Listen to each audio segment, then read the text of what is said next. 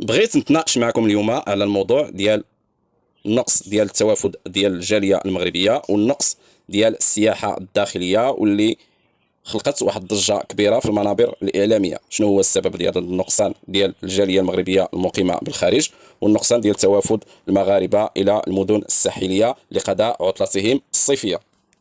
كما شفتوا دارت واحد الضجه كبيره على السياحه الداخليه، بالخصوص المناطق الشماليه كحسيمه ومدينه الناظور، اللي كانت كتعرف بالخصوص في هذه الاوقات او العطله الصيفيه توافد عدد كبير من السياح، لا من داخل المغرب ولا من الجاليه المغربيه المقيمه بالخارج.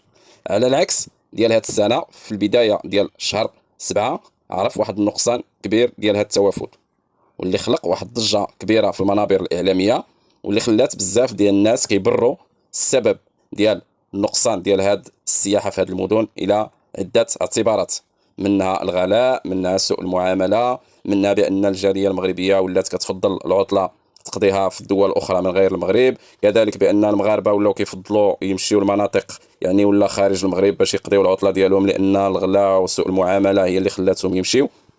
العكس دابا في النهايه ديال شهر 7 مع الديبي ديال شهر 8 لاحظنا واحد التوافد عدد كبير، لا من الجاليه المغربيه المقيمه بالخارج ولا من السياح المغاربه اللي جاوا لهذه المدينه. وهذا الشيء لاحظناه لا في الطرقات ولا في الاماكن ديال الترفيه ولا المقاهي، وحتى الفنادق والدور ديال الكراء حتى هي بدات كتعرف واحد التوافد، واحد الحجز ديال عدد كبير من السياح في هذه المدن.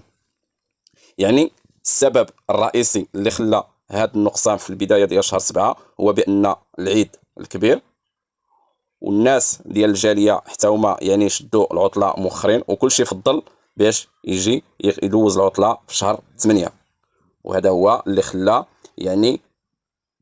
هاد الضجه اللي دارت بان السياح ما جاوش، بان المقاهي هما السبب، بان الغلاء في الكراء هو السبب، وكل واحد شنو قال.